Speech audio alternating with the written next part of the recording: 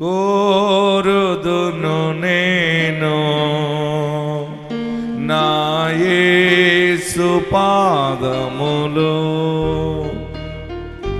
కోరుదును నేను నా యేసు పాదములు, నా యేసు పాద విశేషము వర్ణనాతీతం,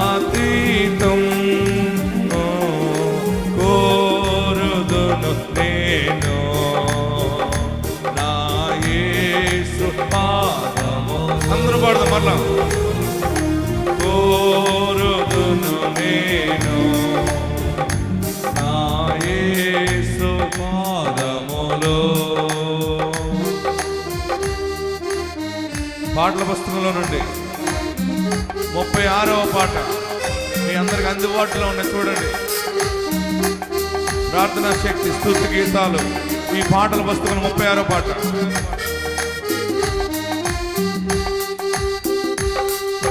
చప్పట్లు కొడతాం.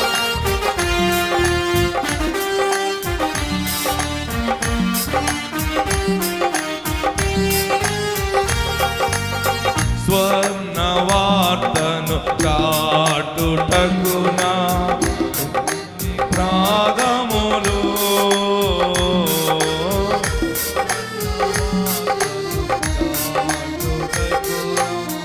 ప్రభుని పాదములు, పరుగులెత్తెను భూమి అందంతట, పరుగులెత్తెను భూమి అందంతట, పరమ చేర్చుటకు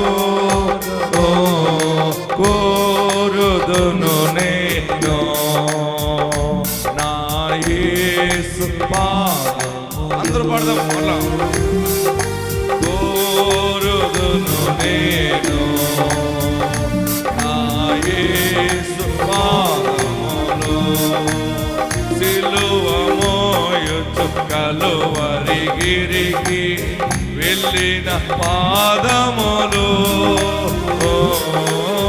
సిలువ మోయుచు కలువరిగిరికి వెళ్ళిన పాదములు, సాతాను తల చితుక త్రొక్కెను, సాతాను తల చితుక త్రొక్కెను, సిలువ పొందిన పాదములు, కోరుదును నేను. చేతులు పైకెత్తి చప్పట్లు పెడతాం, అందరూ పాడదాం. కోరుదును నేను, గట్టిగా చేతులు పైకెత్తి చప్పట్లు పెడతాం. నేలపైన నేలపైన నడచిన రీతిగా సముద్రంపై నడచెను, నేలపైన నడచిన రీతిగా సముద్రంపై నడచెను, శిష్య బృందము ఏర్పరచుటకు, శిష్య బృందము ఏర్పరచుటకు సరికి వెళ్ళిన పాదములు, కోరుదును నేను నా యేసు పాదములు, కోరుదును నేను నా యేసు పాదములు. హల్లెలూయా. గట్టిగా హల్లెలూయా చెప్పండి. ఇందులో చాలా పాత పాటలన్నీ మా నాన్నగారు మాకు కుటుంబ ప్రార్థనలో నేర్పిన పాటలు, అవన్నీ కూడా కొత్తగా ఇందులో పొందుపరిచి ప్రింట్ చేయడం జరిగింది. వాక్య భాగంలోకి వెళ్దాం ప్రియులరా. దేవుని యొక్క వాక్యాన్ని ధ్యానం చేసుకుందాం. పరిశుద్ధ గ్రంథంలో దేవుడిస్తున్న వర్తమానము, బైబిల్ తెరవండి. ఆదికాండము 35వ అధ్యాయము, ఆదికాండము 35వ అధ్యాయము 9, 10, 11, 12 వచనాలు ధ్యానం చేసుకుందాం. నేను ప్రార్థన చేస్తున్నాను. ఉదయకాల సమయంలో దేవుడు బయలుపరిచిన వాక్యమును మీకు బోధిస్తూ ఉన్నాను. Genesis chapter 35 verse 9, 10, 11. నేను 3 అంకెలు చదివినప్పుడు అందరూ చదవాలి. స్టడీ 1, 2, 3.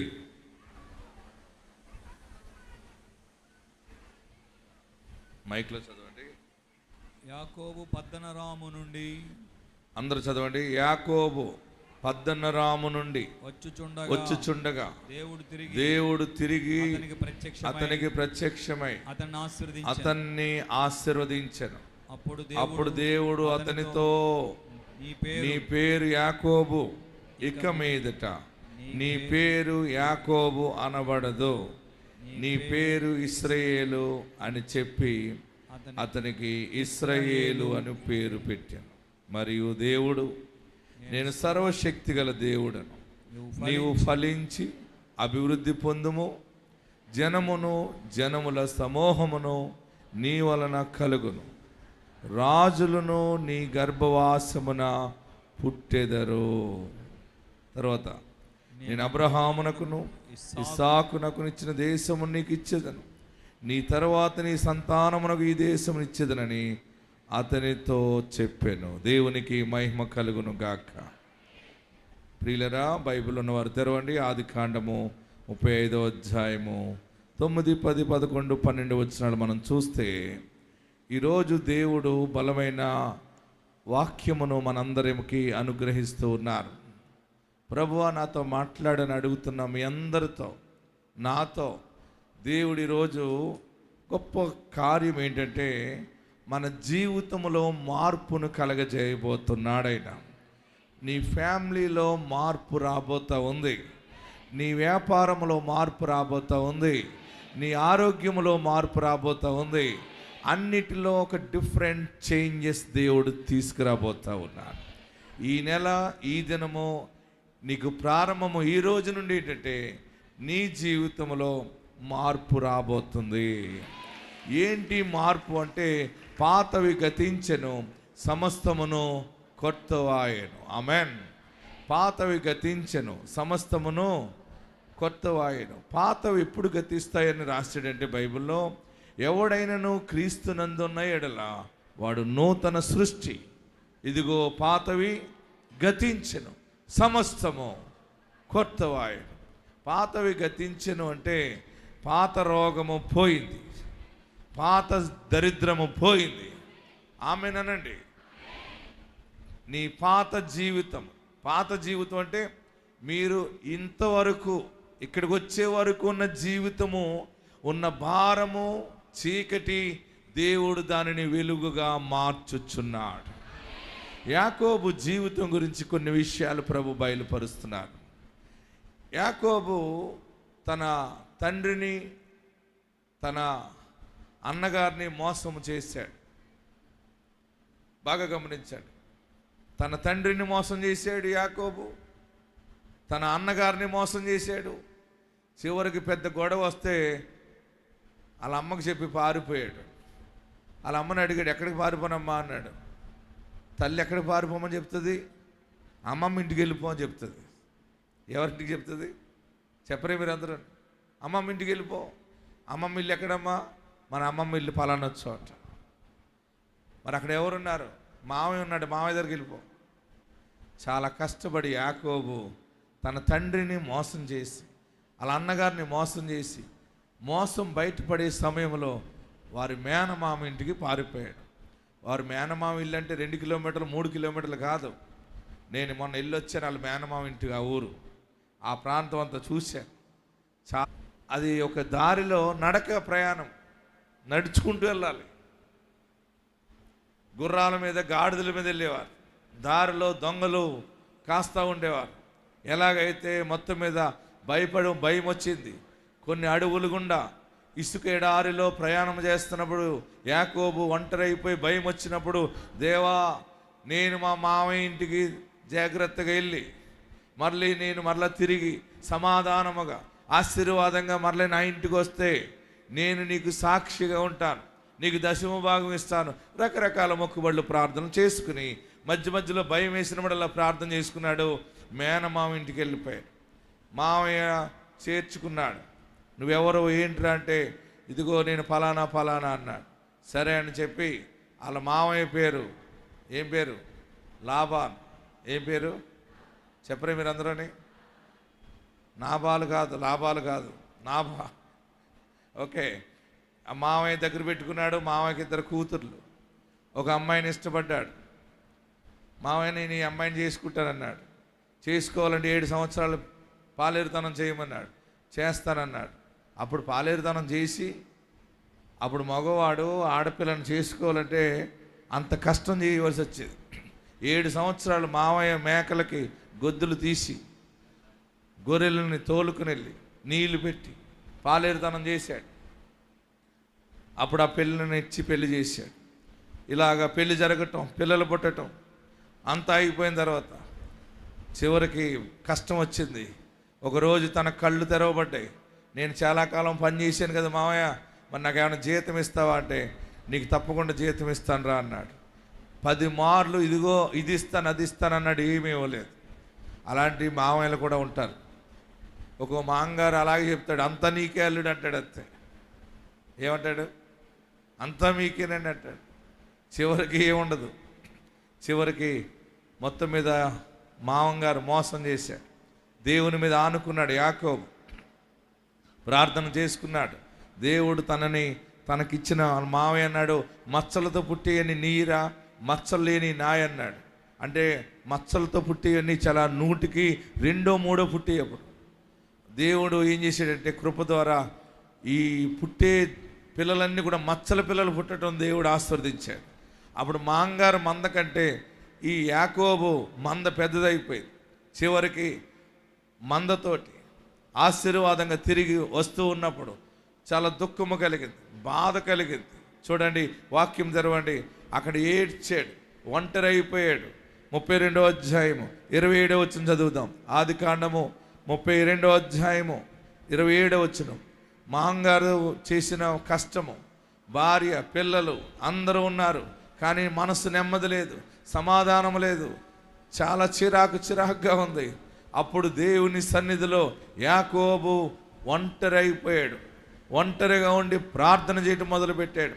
తనకు ఆస్తుండి ఐశ్వర్యం ఉండి భార్య పిల్లలు అన్నీ ఉన్నా కానీ తనకు పీస్ ఆఫ్ మైండ్ లేదు, తనకి మనస్సు నెమ్మది లేదు. ప్రియులరా, పాపము చేసినప్పుడు నీకు ఎన్నున్నా మనశ్శాంతి ఉండదు. మనలో పాపము లక్ష్యము చేస్తే మనకెంత బంగారం ఉన్నా శాంతి ఉండదు. అందుకనే పాపం పోవాలి. పాపం పోవాలంటే యేసుని నమ్మాలి. యేసు నామాన్ని స్వీకరించినప్పుడు, యేసు సిలువలో పొందిన గాయాలను తలపోసుకుని ఆయన వైపు చూచినప్పుడు, ఆయన ప్రేమించినప్పుడు, ఆయన రక్తం ద్వారా మన పాపములన్నీ కడిగివేయబడతాయి. అప్పుడు మనం నీతిమంతులుగా తీర్చబడతాం. ప్రియులరా, యాకోబు అయితే పాపము చేశాడు. తండ్రిని మోసం చేశాడు, తల్లిని మోసం చేశాడు, అన్నను మోసం చేశాడు. చివరికి వెళ్ళాడు, అన్నీ సంపాదించుకుంటున్నాడు, అన్నిటికీ దేవుడు తోడుగానే ఉన్నాడు, కానీ తనకు శాంతి లేదు. తాను ఒక్క దినము దేవుని సన్నిధిలో తిరిగి ప్రయాణమైనప్పుడు దేవుని దగ్గర ఏడ్చాడు, ప్రార్థన చేస్తున్నాడు. అయ్యా, నేను నా తండ్రిని మోసం చేశాను. చదవండి, ఆదికాండము 32వ అధ్యాయము 27వ వచనం. యాకోబు ఒక్కడు మిగిలిపోయాను, ఒక నరుడు తెల్లవారు వరకు చూడండి పెనుగులాడెను. 23 నుండి చదువుకుందాం. బైబిల్ ఉన్న వారు తెరవండి. యాకోబు వారిని తీసుకుని ఆ ఏరు దాటించి తనకు కలిగినదంతయు పంపివేశాను. యాకోబు ఒక్కడు మిగిలిపోయాను. చూడండి, అన్ని ఉన్నాయి అక్కడ, కానీ ఏమని రాశాడంటే యాకోబు ఒక్కడు మిగిలిపోయాను. ఒక నరుడు తెల్లవారు వరకు అతనితో పెనుగులాడెను. తాను అతన్ని గెలవకుండు చూచి తొడగూటి మీద అతన్ని కొట్టాను. అప్పుడు అతడు ఆయనతో పెనుగులాడుట యాకోబు తొడగూడే వసలేను. ఆయన తెల్లవారుచున్నది. అందరూ అండర్లైన్ చేసుకోండి, ఆయన తెల్లవారుచున్నది. నన్ను ఎవరంటున్నారు? దేవుడు అంటున్నాడు, నేను తెల్లారిపోతుంది, వెళ్ళిపోతాను, నన్ను వదిలేసేయంటే. చూడండి, మోసగాడైనా కానీ తన ప్రార్థనలో ఎంత బలం ఉన్నదో చూడండి. హల్లెలూయా చెప్పాలి, గట్టిగా హల్లెలూయా చెప్పాలి. పాపం చేసినప్పుడు, ఆ పాపం మనకు తెలిసినప్పుడు వచ్చే ప్రార్థన చాలా బలముగా ఉంటుంది. గుండె పగిలిపోతుంది ఒకేసారి. మన పాపం మనకు తెలిసినప్పుడు, మన తప్పు మనకు తెలిసినప్పుడు మనము తట్టుకోలేనంత దుఃఖం వచ్చేస్తుంది. అదేంటంటే పశ్చాత్తాపం. దేవుడు నిన్ను ఆవరించినప్పుడు నీలో ఉన్న కల్మషం అంతా కూడా తడిగుడ్డ పిండినట్టు పిండేస్తాడనమాట. అంతా బయటికి వెళ్ళిపోతూ ఉంటుంది. యాకోబు ఒంటరి అయిపోయాడు, ఒక్కడిగా మిగిలిపోయాడు. దేవుని దగ్గర అడుగుతున్నాడు, పాపాన్ని ఒప్పుకోకుండా ప్రార్థిస్తున్నాడు. అప్పుడు దేవుడు అన్నాడు, నువ్వెవరు అన్నాడు. దేవుడు తెలీదా? కానీ ఎవరంటే తర్వాత చెప్తాలే, నన్ను ఆశీర్వదించు, నాకు శాంతి లేదు, నెమ్మది లేదంటే చెప్తావా చెప్పు అన్నాడు. మొత్తం మీద యాకోబు దేవుని దగ్గర ప్రార్థిస్తుండగా దేవుడు అన్నాడు, నీ పేరేంటి? అతడు యాకోబు అని. ఆయన యాకోబు అని ఆయనకు తెలీదా? ఆయన ప్రార్థనలు ఆలకించి నీకు మచ్చలే పుడతాయి, మీ మాంగారు అన్యాయం చేసినా నేను న్యాయం చేస్తానని చెప్పిన దేవుడు మాట మంతి ఉంది కదా, చెప్పరే మీరందరూని. అయినా తెలివిగా అడుగుతున్నాడు, నీ పేరేంటి? బాగా గమనించి మనం వాక్యంలోకి వెళ్తున్నాం. నా పేరు యాకోబు అన్నాడు. ఏమన్నాడు? యాకోబు అనే పేరుకి అర్థం ఏంటంటే మోసగాడు. యాకోబు అంటే పేరు అర్థం ఏంటి? గట్టిగా చెప్పండి, ఇంకా గట్టిగా చెప్పాలి. మోసగాడు. ఎన్నున్నా కానీ మోసంతోనే వచ్చింది. మోసం పోయావు, మోసం చేసావు. ఈరోజు దేవుని కృప ఏంటంటే ఆనాడు దేవుడు అన్నాడు, మరి ఏడుస్తున్నావు ఏంటి? అయ్యా నేను నా తండ్రిని మోసం చేశాను, అన్నగారిని మోసం చేశాను, నాకు నెమ్మది లేదు బాబు. దేవుడు అప్పుడు అన్నాడట, యాకోబు నీ పేరు ఇక యాకోబు అనబడదు, నువ్వు దేవునితోను. అక్కడ అన్నాడట రెండవ పేరు అనమాట, మార్పు, చేంజ్. ఏంటంటే నీవు దేవునితోను మనుషులతోను, బాగా గమనించండి, నీవు దేవునితోను మనుషులతోను పోరాడి గెలిచితివి గనుక నీ పేరు ఇశ్రాయేలు అనబడును గాని యాకోబు అనబడదు. ఈరోజు ఆశీర్వాదం ఏంటంటే నీ పాత జీవితము దేవుడు పాతిపెట్టి విజయము అనే దీవెనలో దేవుడు నిన్ను స్థాపించబోతా ఉన్నాడు. నీ ఇంటిలో నీవు గెలుస్తావు, ప్రతి విషయములో విజయము సాధిస్తావు. నీ ప్రార్థనకి జవాబు 100% దేవుడు అనుగ్రహించుచున్నాడు. నువ్వు అనుకోవచ్చు, నా ప్రార్థన దేవుడు వినలేదు. ఎంత ప్రార్థన చేసినా, ఎన్ని పాటలు పాడినా, ఎంత సేవ చేసినా నా బ్రతికి ఇలాగే ఉందనుకున్నావేమో. నీ జీవితంలో పాత జీవితము పాతి పెట్టబడింది. ఇక నీవు దేవునితోనూ మనుషులతోనూ పోరాడి గెలిచే అనుభవంలోకి వచ్చేసి గట్టిగా హల్లెలూయా చెప్పాలి. అదే మాట ఇక్కడ అంటున్నాడు. మనం ముందు చదువుకున్న చోట రండి, 35వ అధ్యాయం. అక్కడ పేరు మార్చాడు. ఇక్కడ మార్చిన పేరు ఆశీర్వాదం ఏంటో దానికి యాడ్ చేశాడు. చూడాలి. ఎస్, నేను సర్వశక్తి గల దేవుడను. హలో యాకోబు, నేను సర్వశక్తి గల దేవుడిని. నీవు ఫలించి అభివృద్ధి పొందుము. నీవు 10వ వచనం మనం చూస్తే అప్పుడు దేవుడు తిరిగి అతనితో, అప్పుడు నీ పేరు యాకోబు. హలో చెప్పాలి, అందరూ చదవండి. కొంతమందికి కనబడపోయినా చదివేస్తున్నారు, అలా చూసేస్తున్నారు. ఇక మీదట నీ పేరు యాకోబు అనబడదు. యాకోబు అనబడదు. నీ పేరు ఇశ్రాయేలు అని చెప్పి, నీ పేరు ఇశ్రాయేలు. దేవుడు నా జీవితంలో నన్ను ఇశ్రాయేలుగా మార్చుచున్నాడని నమ్మిన వారందరూ గట్టిగా చప్పట్లు కొట్టి ప్రభువును స్తుతించాడు. చేసావు, తెలుసో తెలియకో పాపం చేసావు, తెలుసో తెలియక అబద్ధాలాడావు, తెలుసో తెలియక మోసం చేసావు. అయితే దేవుడు ఈరోజు నిన్ను క్షమిస్తున్నాడు. యేసు నామములో క్షమాపణ మీకు కలుగునుగాక. అయితే ఈ ఆశీర్వాదం ఏంటంటే మీరు ఇశ్రాయేలుగా ఉండబోతున్నారు. మీరు ఎలా ఉండబోతున్నారు? ఇశ్రాయేలు అంటే మనుషులతో పోరాడి గెలుస్తావు, దేవునితో పోరాడి గెలుస్తావు. అంటే మానవుల దయందును దేవుని దయందును నువ్వు వర్ధిల్లుతావు. దేవుడు నీ కుటుంబాన్ని, నీ బిడ్డని, నీ ఇంటి వారు, నీ రక్త సంబంధులు, నీ సమాజం ఎదుట దేవుడు తలగా హెచ్చించబోతున్నాడు. తర్వాత దేవునిలో కూడా నువ్వు హెచ్చింపు కలిగి ఉండబోతున్నావు. అనేక ఆత్మలు నీ ద్వారా నడిపించబడబోతున్నాయి. దేవుని కొరకు నువ్వు ఒక పాత్రగా వాడబడతావు. దేవుని కొరకు సాక్షిగా వాడబడతావు. దేవుడు నిన్ను నియమించి ఉన్నాడు. ఇక నీ పేరు యాకోబు కాదు, ఇక నీది పాప జీవితము కాదు. నీ జీవితము పవిత్రమైనది. నీ జీవితము పవిత్రమైనది. యాకోబు మోసగాడై తండ్రి ఇంటిని విడచెను. యాకోబు ఇశ్రాయేలై తండ్రి ఇంటికి చేరెను.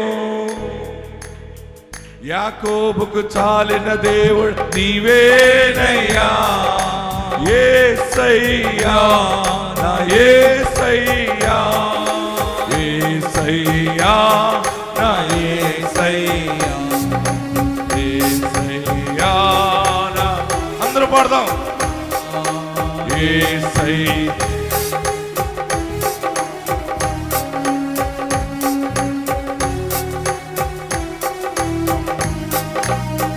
అబ్రహాము దేవుడా, ఇస్సాకు దేవుడా, యాకోబు దేవుడా, నాకు చాలిన దేవుడా, యేసయ్యా. చేతుల పైకి ఎత్తబడతాం. యేసయ్యానే గట్టిగా చేతుల పైకి. యేసయ్యా, నా యేసయ్యా, యేసయ్యా, నా యేసయ్యా, గ్లోరీ. యేసయ్యా, నా యేసయ్యా, యేసయ్యా, నా యేసయ్యా. అబ్రహాము దేవుడా, ఇస్సాకు దేవుడా, యాకోబు దేవుడా, నాకు చాలిన దేవుడా, యేసయ్యా, నా యేసయ్యా, గ్లోరీ. పాడండి. యేసయ్యా, నా యేసయ్యా, యేసయ్యా, నా యేసయ్యా, యేసయ్యా, నా యేసయ్యా, యేసయ్యా, నా యేసయ్యా. హల్లెలూయా. యాకోబు ఒంటరైపోయినప్పుడు దేవుడు తనని క్షమించి పేరు మార్చాడు. పేరు మార్చిన వెంటనే ఆశీర్వదించలేదు అతన్ని. పేరు మార్చిన తర్వాత ఇక్కడికి వచ్చాక అన్నాడు, యాకోబు నీవు యాకోబువే, కానీ ఇక మీదట నీవు యాకోబు అనబడవు, నీవు ఇశ్రాయేలు. ఆమేన్. గట్టిగా ఆమేన్ అని చెప్పండి. ఇక ఇంతవరకు అప్పులున్నాయి, ఇక నీకు అప్పులుండవు. నీవు ఐశ్వర్యవంతురాలువి, నువ్వు ఐశ్వర్యవంతుడవు. ఇంతవరకు రోగం ఉంది, ఇక నీకు రోగం ఉండదు. ఆరోగ్యవంతురాలువి, ఆరోగ్యవంతుడివి. ఇంతవరకు పాపములో ఉన్నావు, పాపిగా ఉన్నావు, ఇక నీవు రక్షించబడిన వ్యక్తివి. నీవు నీతిమంతుడవు. దేవుడు నిన్ను ఆశీర్వదించు. మీరందరూ గొప్ప ధనవంతులు అయిపోతారు. మీ అందరూ వేసుకొచ్చే కార్ల కోసం స్థలం కొని పెట్టారు. ఇక్కడ మీ కార్లన్నీ అక్కడ ఎట్టుకోవచ్చు. పక్కన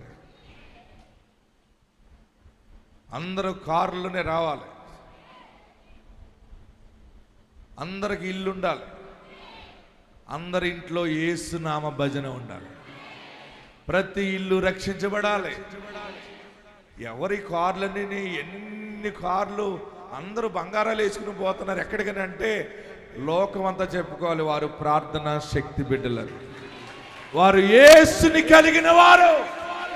ఆమేన్. హల్లెలూయా చెప్పాలి. లోకములో ఆయన కనపరచబడటానికి నిన్ను స్థిరపరుస్తాడు. జీరో అయిపోయిన వాళ్ళరా హీరోలుగా రాబోతున్నాం. మరలా మనం కొత్త సృష్టి కలగజేయబోతున్నాం. కొత్త దీవెన చూపించబోతుంది. మీరు నమ్మండి.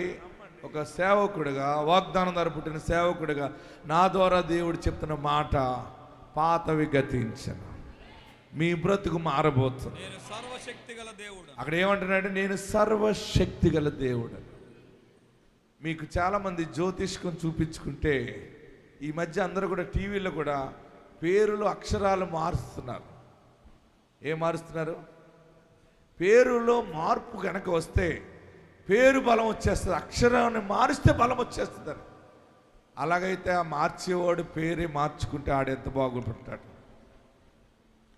నేను జూబ్లీస్లో ఒక టీవీ ఛానల్ ఆఫీస్కి వెళ్ళాను. అక్కడ అప్పుడు ఆ రోడ్ నెంబర్ 10లో ఒక టీవీ ఛానల్కి వెళ్ళాను. వాక్యం చెప్పడానికి నాది షూటింగ్ ఉంది.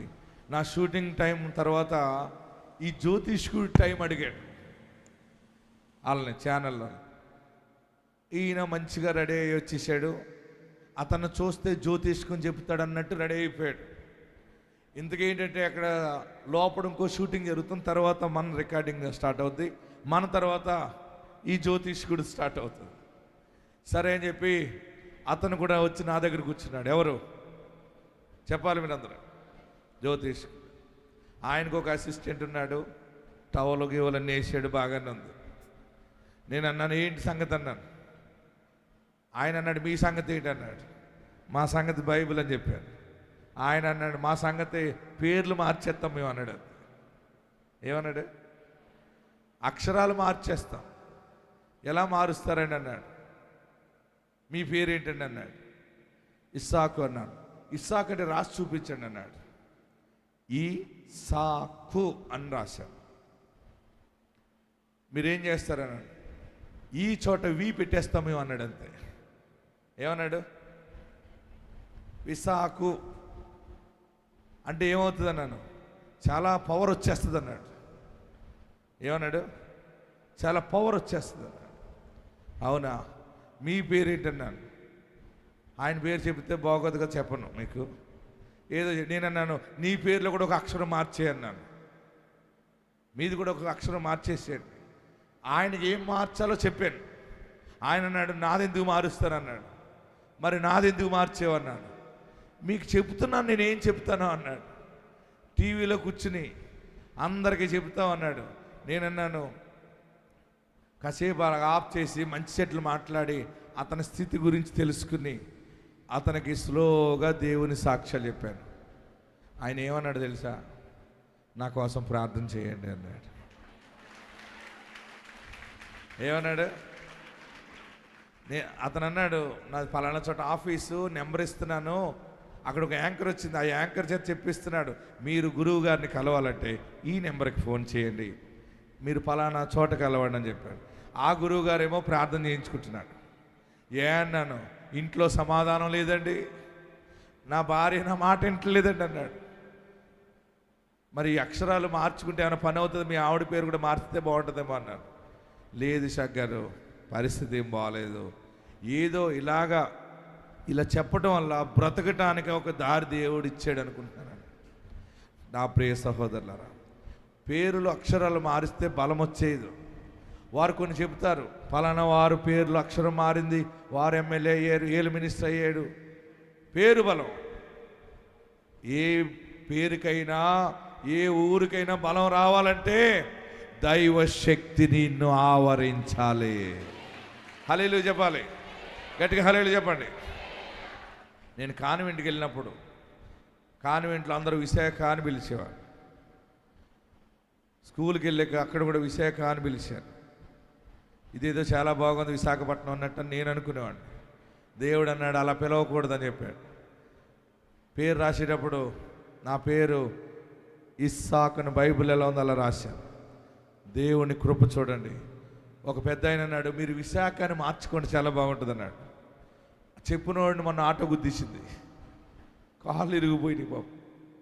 ప్రియులరా, మనం అక్షరాలు మారిస్తే రాదు, బుద్ధి మారితే అన్ని దీవెనలు వచ్చి ప్రాప్తి అవుతాయి. వాళ్ళు ఏమంటారంటే అక్షరం మారితే బుద్ధి మారుతుందని. ఏ పేరు పెట్టినా ఏ అక్షరాలు మార్చినా నీకు దీవెన రాదు. ఈరోజు దేవుని కృప ఏంటంటే, ఆనాడు యాకోబుని, నువ్వు మోసంగా ఉన్నావే, మోసం కాదు, ప్రార్థనలోకి వచ్చేవి చూడు, ఈ ప్రార్థనా జీవితము నీ జీవితము. యాకోబు అనబడదు, ఎస్, నీ పేరు అందరు చెప్పాలి, అందరు గట్టిగా చెప్పాలి. నీ పేరు ఇశ్రాయేలు. ఆ ఇశ్రాయేల్ అనే పేరుకి అర్థం చెప్పాడు అక్కడ. నీవు మనుషులతోనూ దేవునితోనూ పోరాడి గెలిచి, నీ యథార్థ ప్రవర్తన నీ ఇంటిలో నీకు విజయం ఇస్తుంది. నీ యథార్థ ప్రవర్తన నిన్ను తలగానే చేస్తుంది, నిన్ను తోకగా చేయదు. దేవునితో కూడా పోరాడి గెలవటం.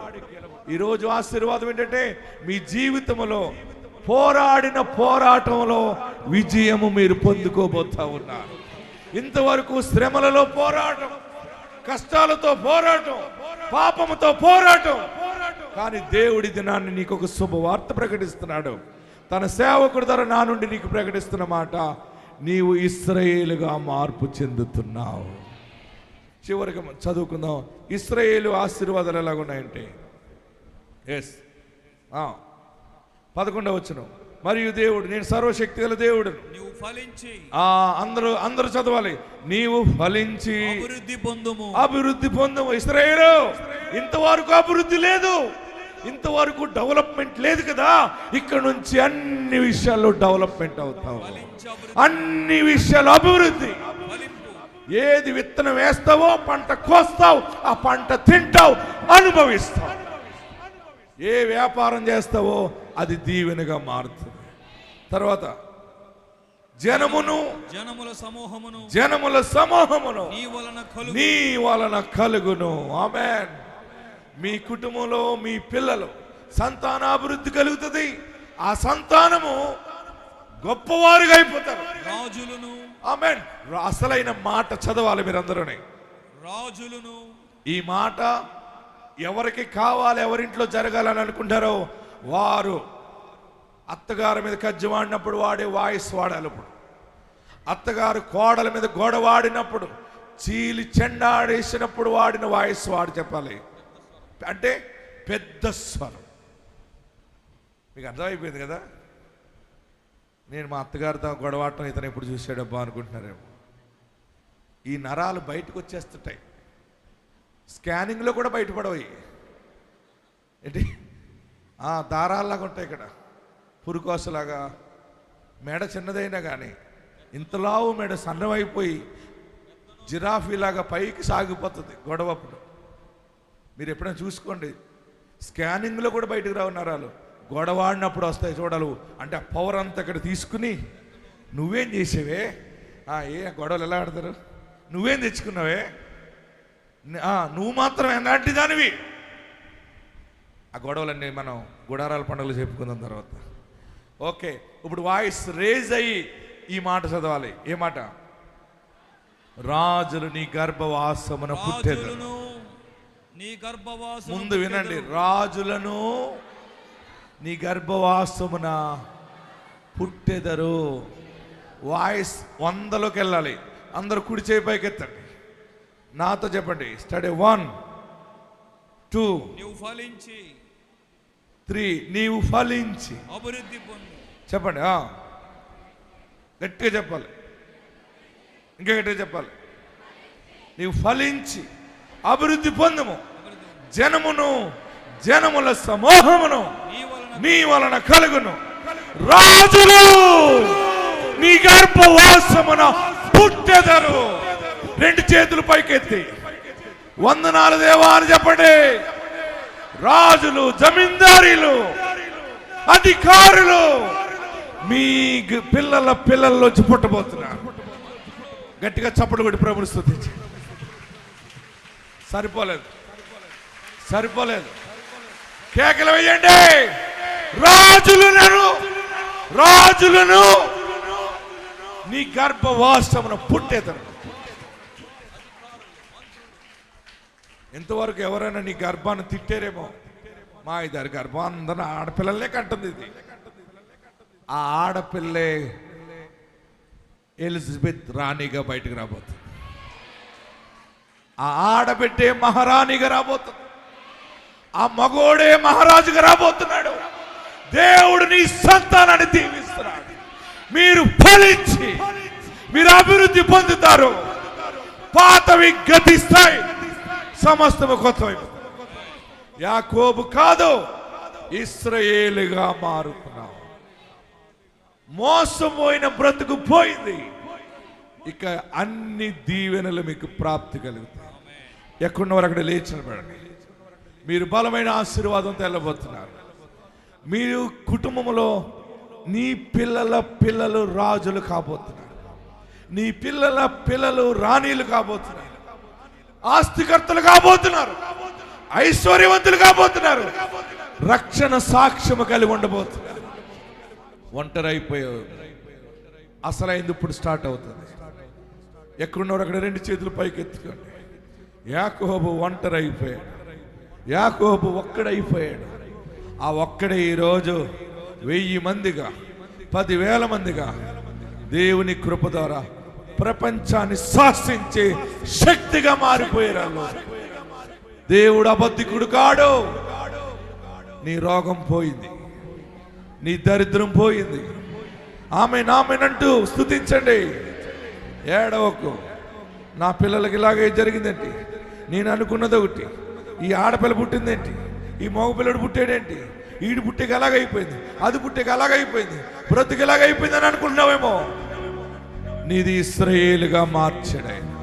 నీ జీవితమే ఇశ్రాయేలుగా. నువ్వు దేవునితోనూ మనుషులతో పోరాడి గెలుస్తాడు. అందరు రెండు చేతులు తలపైన పెట్టుకోండి. 7 మార్లు యేసయ్యా అని పిలవండి. 1 2 3 4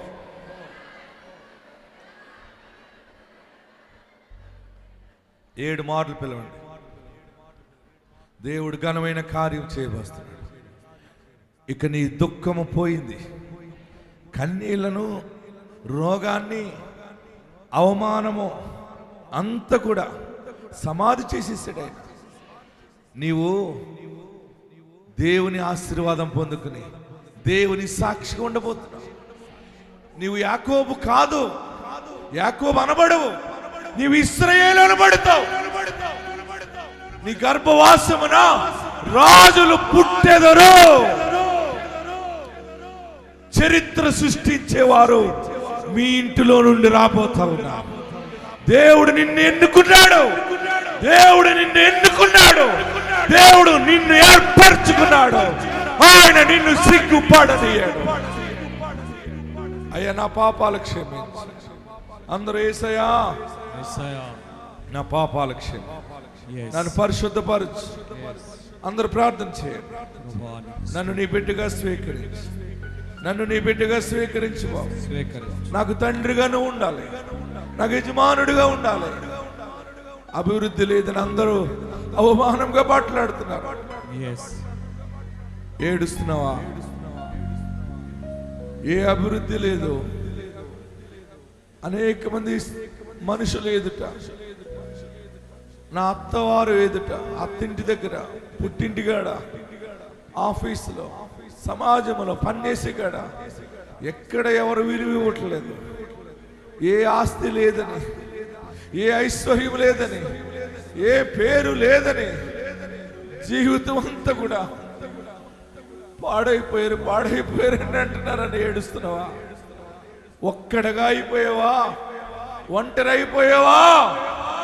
మరలా దేవుడు 1000 మందిగా చేయబోతున్నా. మరలా 10,000 మందిగా మార్చబోతున్నా. ఏ తెగులు నీ గుడారమును సమీపించు. ఏ తెగులు నీ గుడారమును సమీపించు. ఏ తెగులు నీ గుడారమును సమీపించు. నమస్కరించండి. ప్రార్థన చేయండి. ఏడవకు. దేవుడు నీ కార్యము సఫలము చేస్తాడు. మరలా నిలబడే సమయం ఆసన్నమైంది. ఈ రోజు నుండి అభివృద్ధి, ఈ రోజు నుండి ఫలింపు చూస్తావు. దేవుడు నీకు తోడుగా ఉన్నాడు. దేవుడు నీకు తోడుగా ఉన్నాడు. మరొకసారి తలపైన పెట్టుకోండి. అందరూ కూడా ఏడుస్తున్నావు. ఏడవకు. కన్నీళ్లను దేవుడు ముత్యాలుగా మారుస్తున్నాడు.